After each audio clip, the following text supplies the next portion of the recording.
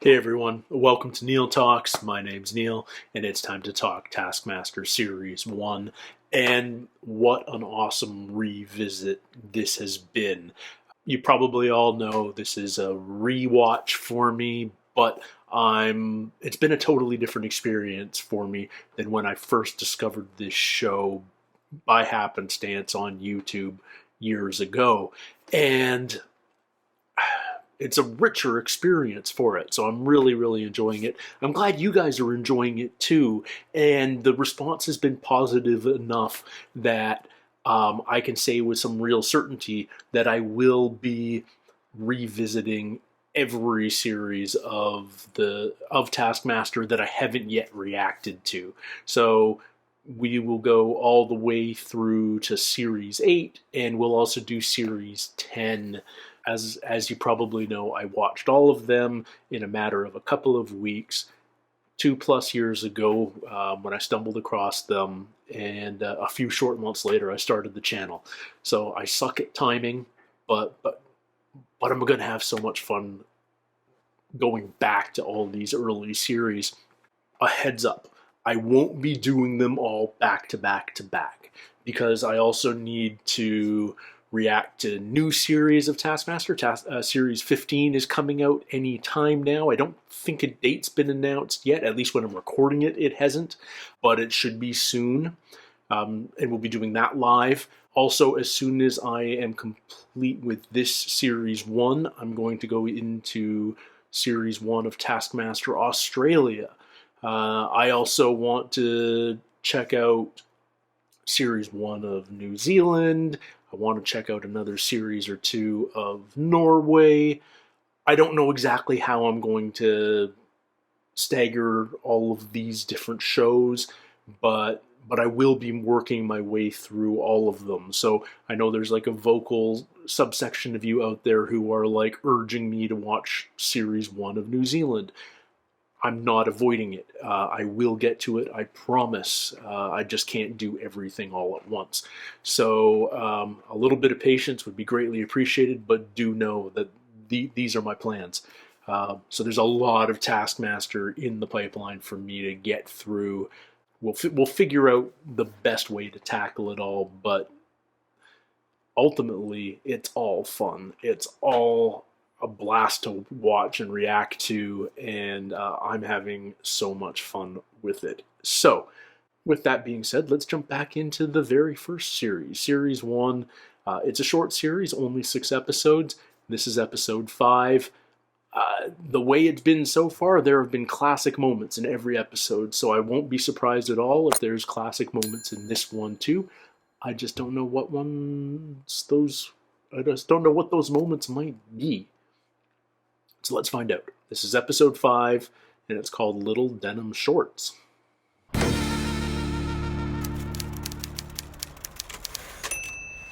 Because I am who I am, they all agreed to take part instantly. And that's why we're all here now. My word is final, but at times they will probably get really angry. As they flash to Romesh. Hello. You all right? Yes, yes.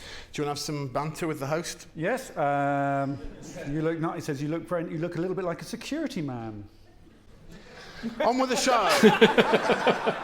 And this time you've asked them to bring in their most valuable item. I've bought a ring that I purchased. It's a beauty, and lovely. It's gone very... The price is right. I bought it. I think I paid 600 quid for it. £600, hell of a start. It can't be his most valuable thing. Currently worth £3,995. No way! Yeah. Too much. $4,000. It's not quite so funny now, is it? I mean, to these people, that's a lot of money. Oh, God. £4,000 is nothing compared to mine, because I have taken the ultimate gamble and I have signed a blank cheque. It could be whatever the morals of the winner dictate. Well, that's you well and truly fucked then, isn't it? I don't think Frank Skinner is no, good at... No, Frank doesn't need it, but if I come to the other end... I don't need it, but I like the idea of Josh no longer having it. What's the maximum you can do? It's 20 grand. 20 grand. No, I would do 20 grand. Right. Deal with it, bitch. Roisin, we've already got a winner in this round. What have you brought? I brought in a diamond ring. Right, now, I know that's not a diamond ring. How much is it worth, Roisin? £12. It's a Peugeot 407. Wow. No way. Okay. This is Yours? My wife gave it to me. crazy. Currently, it's worth £590 because it's not a good car. It's not a good car. I bought 8 copies of my book.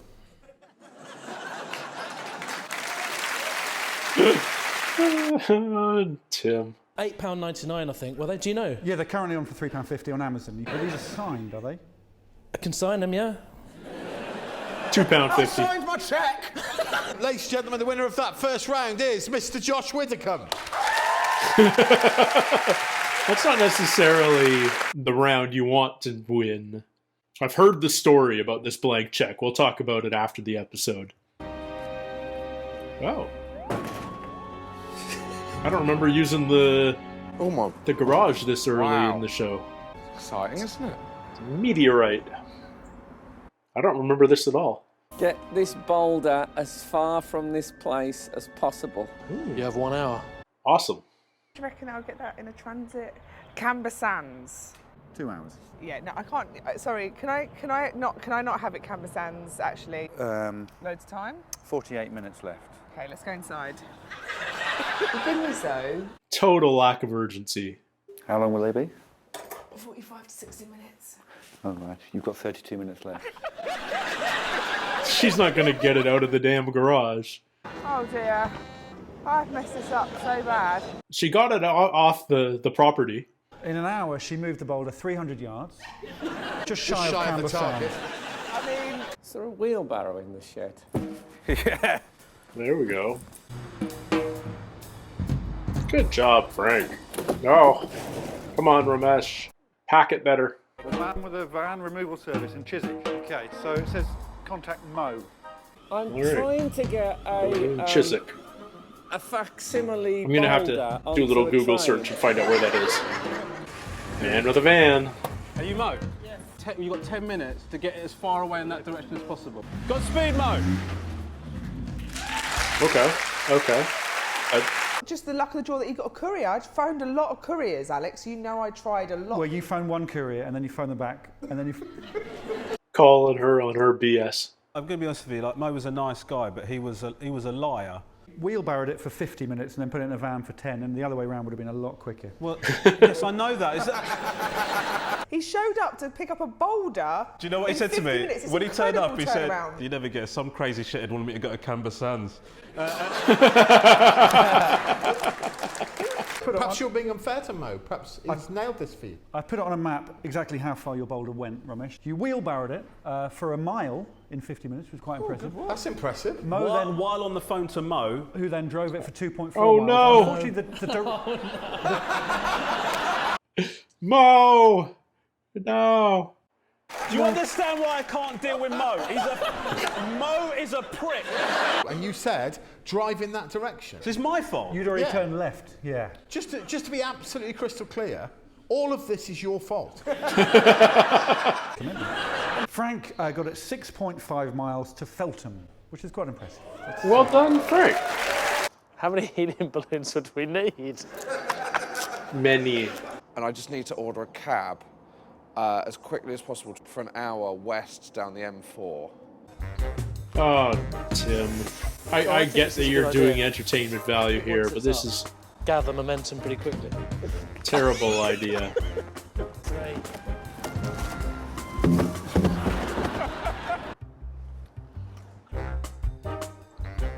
We need to put the rock on the van. Please, can you help me put the rock on the van? Are these guys going to lose to Roisin? Is that going to fit? Oh, they got it in. Beautiful. All right. Josh is 27 doing minutes. all right. Oh, It's exciting, isn't it? that's... So who can drive the furthest?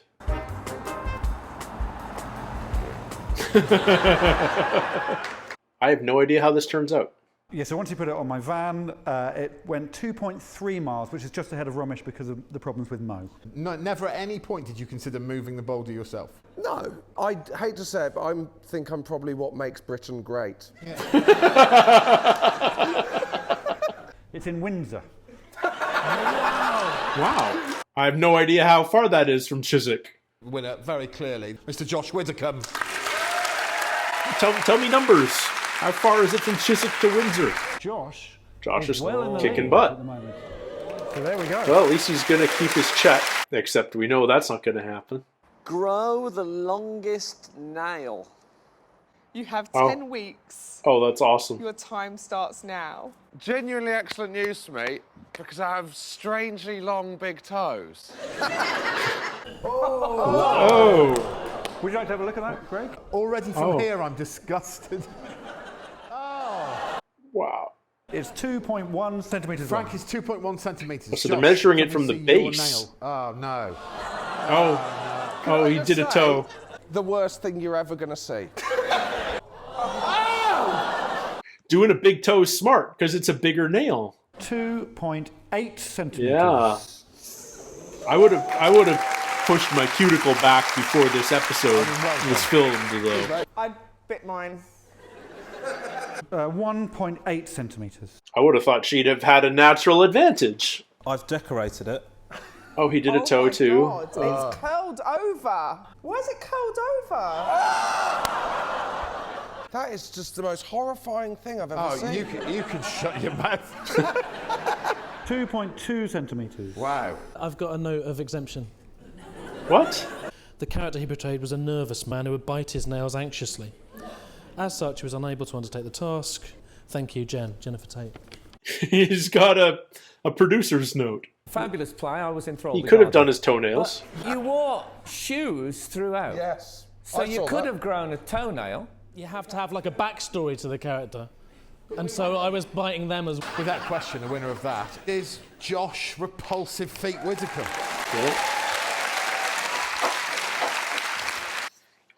Josh is running away with this episode. Team task? Yeah. Make this bed to a hotel standard while holding hands. Your time ends when you get into the bed, fastest wind. Okay. Good to see you. I feel you've already got an advantage. I've put my right hand out of action. You've got yours. Oh, but I'm left-handed. Oh. Oh, no. They got rid of both their dominant hands. Terrible error. Idiot move. Well, it's kind of a maths thing again, that Frank and Tim, their ages, they add up to 100, as do the three of these guys. I'm 24. Yeah. I mean, they haven't said which hotel, though, because that's Travelodge all over that. You're just moving the sheet up and down the pillow. No. The buttons are wrong. The buttons are wrong. It's not. They are. I can get them. Old Lang Syne. Right. Oh my God!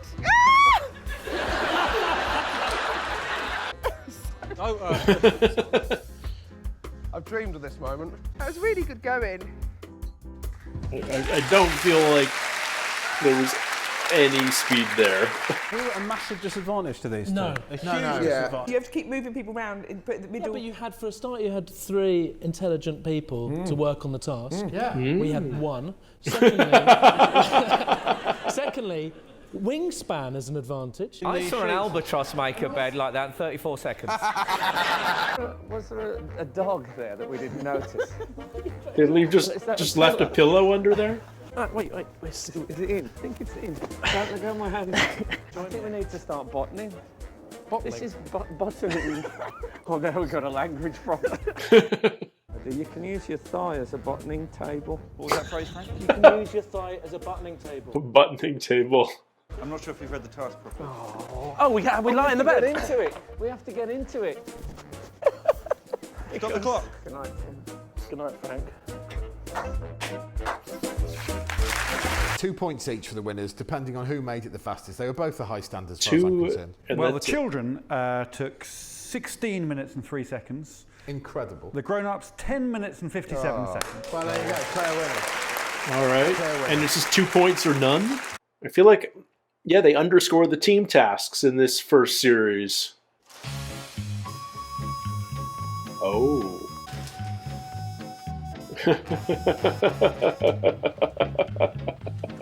Make this Swedish person blush. How do you make someone blush? It's impossible. I would be so stymied with a task like this. You are the most uncomfortable with this task. It's the worst 10 minutes of my life. Have you ever had sex?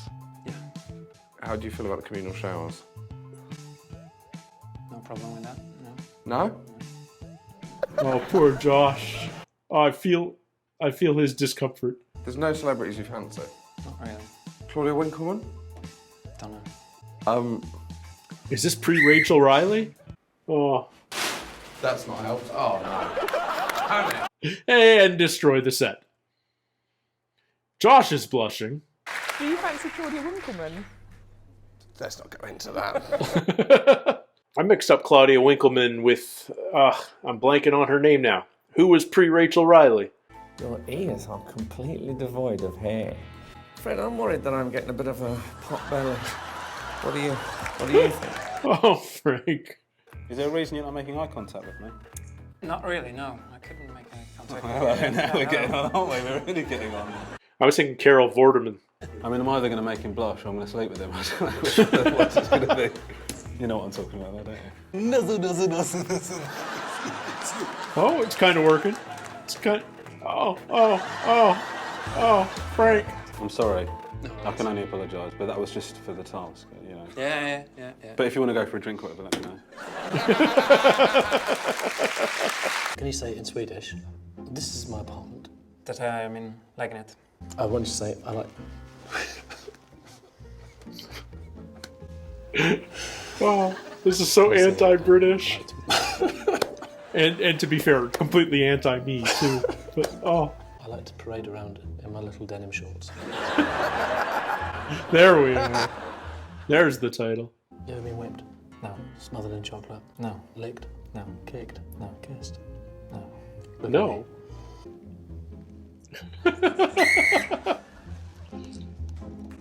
I feel like he was maybe making some progress there. I feel like Romesh made a little progress too. Have you ever met anyone with 3 breasts? No. Would you like to see someone with 3 breasts? Yeah. What about if you put your head in between your legs? Where would you have the 3rd? In the middle or around the back? Thank you. Okay, that worked. Physical manipulation. She was the only person who thought to physically make him go red by applying science. Applying gravity. Josh got him to Jasmine Shimmer. Then it's Cherry Blossom for Tim, Fantasy Rose for Frank, Puce for Romesh, and Ballet Slipper / Sangria from Roisin. Those are the exact bits. The winner is knee back tip, Conaty. Josh and Frank have both got 16 points. Uh-oh. Blow up the biggest balloon whilst blindfolded. You have 100 seconds and 1 balloon. You've got exactly 100 seconds to blow the biggest balloon Josh you can goes to the moment that inhaler. Alex I love blows it. the whistle. The balloon must be tied. And if the balloon does burst, it won't be the biggest bubble. I'm absolutely terrified of blowing up balloons. Is there a plan He's B? asthmatic and he's frightened of balloons. I'm feeling good. More or less frightened of balloons than physical contact with another man. I'd prefer contact with another man too. Hold on, do we have a choice now? You didn't say that. Can I just check everyone else is still here? Oh, lovely, come on! Oh, and this is how Josh loses.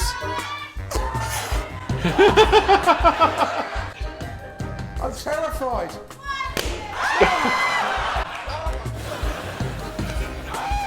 25 seconds left. They're struggling with the balloons. Stop this. Stop it. You've got 10 seconds. Oh, Josh is lost so terrible. Oh, Tim's not going to be able to tie off. Tim's not tied off. You must hold your balloon at the other side now. I'll just... That was one of the most terrifying things that's ever happened to me. You may now take your blindfolds off. Oh, well, I've had a nightmare. Widdicombe has blown his lead. Tim should be disqualified. He wasn't tied off. Roisin won the task. She won the honour back. So well done, Roisin. Roisin Conaty. I was quite patronising when I said that, but I didn't mean to. I was just pleased for your honour. It's because you've done so badly in all the others. That's what I mean, yeah. Yeah. Tim came second. However. Tim didn't tie the balloon during the 100 seconds. So what happens there? I mean, you don't get any points in that round. Romesh came second last, and Frank Skinner came third. Wow. So does Frank get 3 points or 4? I mean, no matter what, Frank wins, but...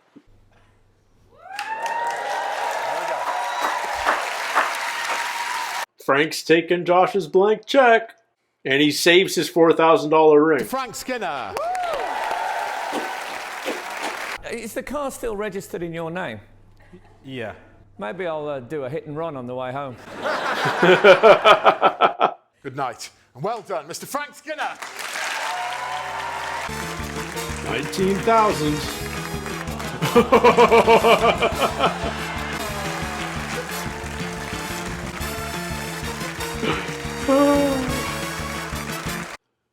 So I would argue that this is the first episode of this series that didn't have a massively memorable moment from any of the tasks. But I think what this episode is most famous for is the blank check. And the story I've heard, correct me if I'm wrong, but I'm encouraged because we saw Frank fill out his name and an amount, because the number I heard was that he actually cashed the check for £19,000 after this task. And then he promptly paid it all back to Josh. That's what I've heard. But man, Josh was taking a risk. There was nothing saying he had to return it. And I understand that the prize rules are fairly strict in the UK, so there's a lot of faith in your fellow contestants.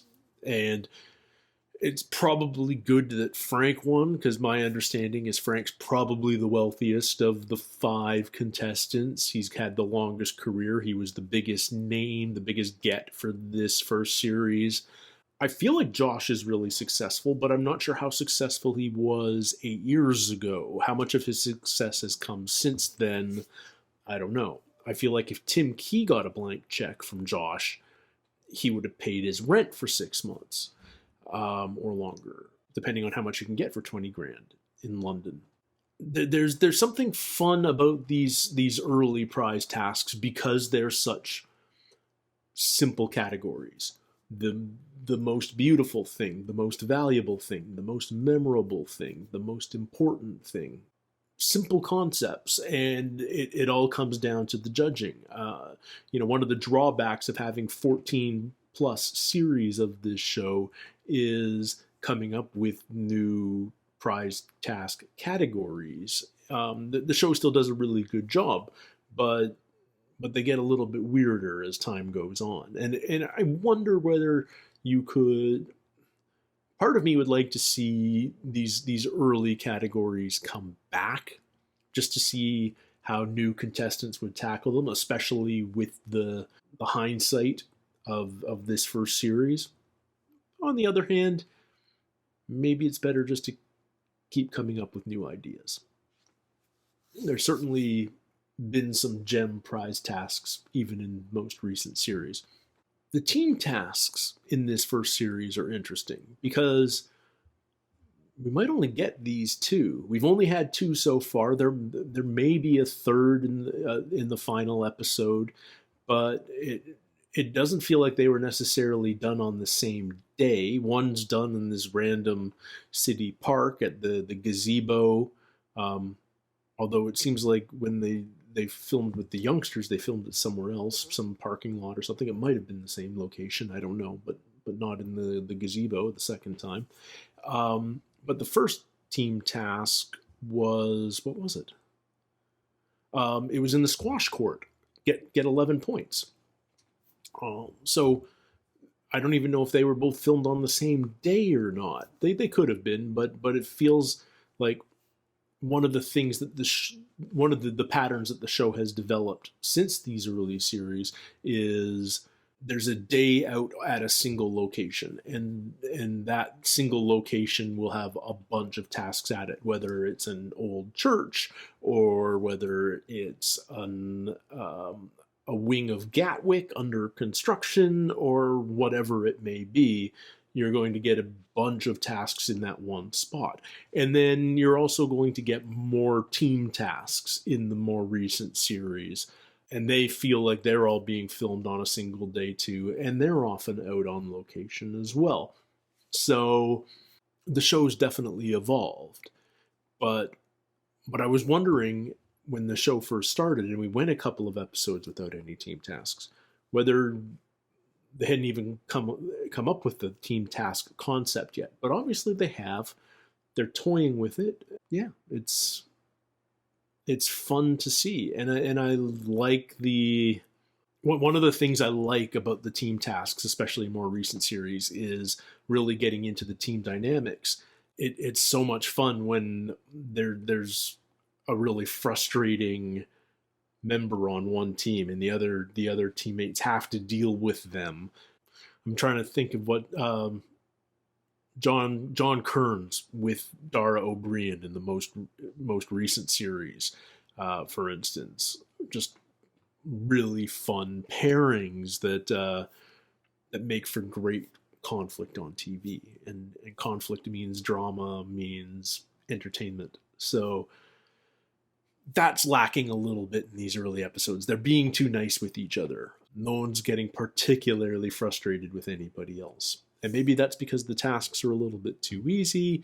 Maybe it's just people being on their best behavior. Maybe it's just the luck of the draw of how the teams are constructed. Maybe it's that this first series, no one really thought, no one took winning super seriously. No one knew whether this show was going to be successful. Nobody felt the urge to be uber competitive. And I think, we've certainly seen more and more competitive juices flowing in more recent series as the show becomes bigger, as the goal of being champion rises. People want to come back for Champion of Champions. One day there's going to be a Champion of Champions after 25 series, presumably. Yeah, I think there's a real sense that people want to really compete now that wasn't there in those early years. People take it more seriously now. There's podcasts about the show. There's reactors covering the show. I know I take it seriously, more seriously than a lot of you think I should take it, but I wouldn't say it's my shtick, but it engrosses me. It gets my competitive juices flowing. It makes me think about how I would tackle these tasks. And not everybody's competitive. I get that. But I also think those of you who say everyone's just in it for the entertainment value is denying the fact that some people are just naturally competitive no matter what they do. And even if it's ridiculous tasks on a comedy show, they still want to win. And I think every series has a few contestants at least like that. Even this first series, I see the way Tim tackles his tasks. I see how frustrated people get when they get disqualified or they do poorly or whatever. There's genuine frustration when Josh feels he's been hard done by, the way Romesh feels when Greg judges him harshly. Those are real emotions. There's genuine competition going on here. And they may not have had that sense when they were competing in the tasks at the house, but now that they're on the stage next to each other, they're firing verbal jabs back and forth at one another. Yeah, the competition's leaking out. And I love that part of this show, because people do take it seriously, more seriously than they ought to. And that starts with the tone of the show from the very beginning. That's all due to Alex Horne, because he takes it so seriously. He plays his seriousness for comic effect, but he does take it completely seriously. They don't goof around with point allocation. They don't let people get away with stuff if they feel that it's cheating or disqualifying. They treat the show as a competition, and that can't help but spread to the competitors. So, yeah, I love that that's on display even in this first series, and I'm excited because I know it continues to grow over the series as people know what they're getting into, as the pride of winning becomes more tangible. So, a lot of fun this episode. The tasks themselves, get this boulder as far away as possible. I wish I knew how. I wish I knew my London geography better. How far is it from Chiswick to Windsor? How like that was Josh's winning trip, but is that like, did that just beat out Frank Skinner's 6 miles on the train, or did he destroy him? Is that like a 20-mile trip? And like, let me know. I could go on Google Maps, but I'm not going to do that right now while I'm reacting. I probably will as soon as I stop recording. But I love Romesh's indignance at Mo, his career, because Mo went in the wrong direction. But as Greg says, fully Romesh's fault for sending him down the wrong road, because they had already made a turn. Make a Swede blush. I'm with Josh on this one. I don't know how I would tackle this. I'm quite reserved in those sorts of matters. So, yeah, it would be 10 minutes of hell for me too. I don't even know what I would attempt. I just know it wouldn't be entertaining or successful. But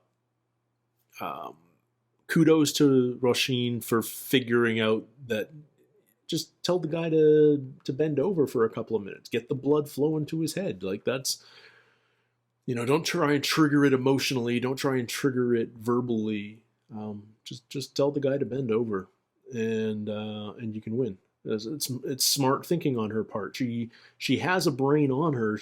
It just doesn't feel like she uses it enough on this show, or that she doesn't care enough to use it a lot on this show. I mean, it's clear she's obviously one of Greg's good friends, because it feels like every time she's introduced at the start of the episode, Greg says something like, she genuinely did this crazy thing that actively involves me. And I feel like this was series 1.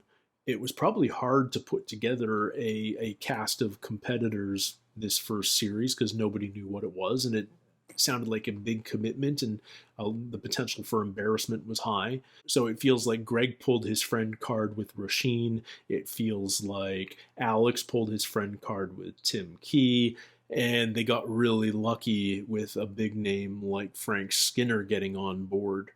And that probably put them in really good stead for future series. And Josh and Romesh are clearly just really good sports. But I also wonder what the appearance fee for a show like this is. Like, how much do you have to shell out to secure somebody's 10-week commitment? Many, many days of work and toenail growing along with it. Fingernail, let's talk about the fingernail toenail task for a minute, because I'm not sure about the methodology for that one, because genetically some people just have longer nail beds than others. So I feel like it should have been a matter of how far does your nail protrude from the tip of your finger, as opposed to how long is the whole thing, because if that was clear, then you absolutely want to go big toe, because you're starting with the biggest bed. I think that's the case. Almost everybody has that. Your big toenail is your biggest nail on your body. So, you're giving yourself a built-in advantage. But the flip side is, and I thought this would have played out, I was completely wrong, but I would have felt like, and maybe this is stereotyping to some degree, that a female contestant would have an advantage because they're more likely to have a head start. They're more likely to start with a longer nail. Most men don't have long nails to begin with unless they're cocaine addicts. And Roisin, she's a nail biter, so she couldn't maintain her length, but I feel like she might have had a couple of millimeters head start there. Anyway, those are my thoughts on that. Let's go back to the team task for a second too.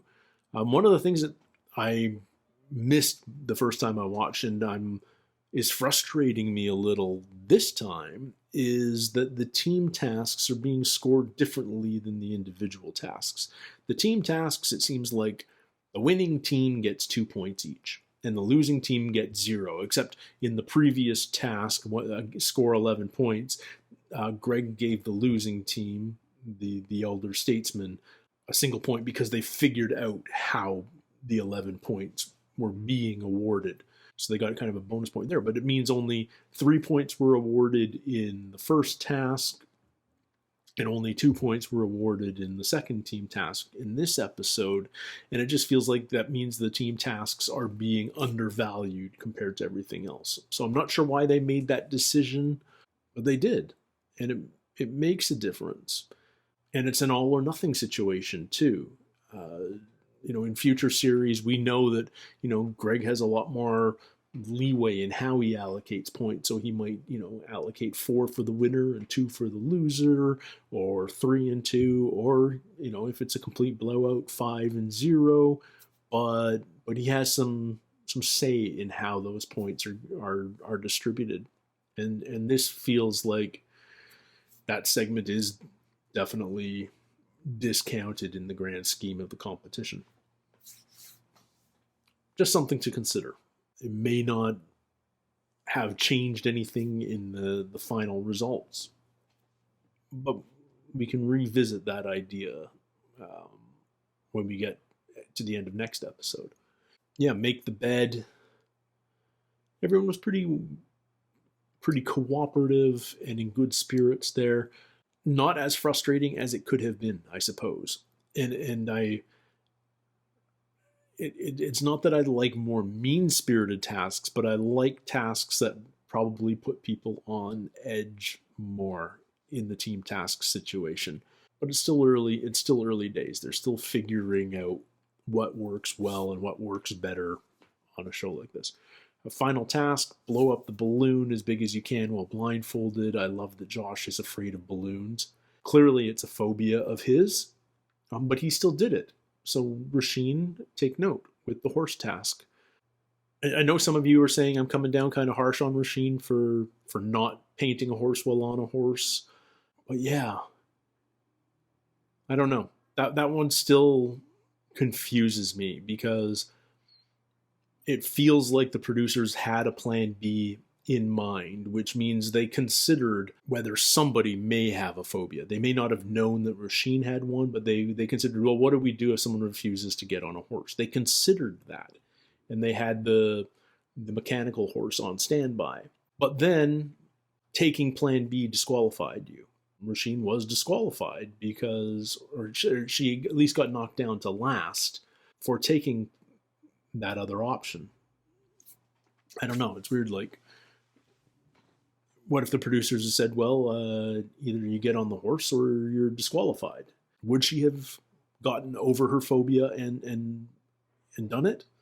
Or would she have said, well, then I'm disqualified? But by offering her another option, you give her an easy way out, and then it turns out that option means you lose anyway. It seems a little fishy. Anyway, this is where my mind goes. I know I take this show super seriously, too seriously, but I have so much fun taking it seriously, I'm not going to stop. So we're going to be back next week with the grand finale of Series 1. Man, this show's flown by. Like I said, we're going to do, after next week, we're going to jump into Taskmaster Australia, see how that launched. I'm hearing mostly good things, so it should be fun, and we'll go from there. And yeah, maybe by the time this is coming out, we're already into Series 15 as well. So if we aren't, it's got to be close.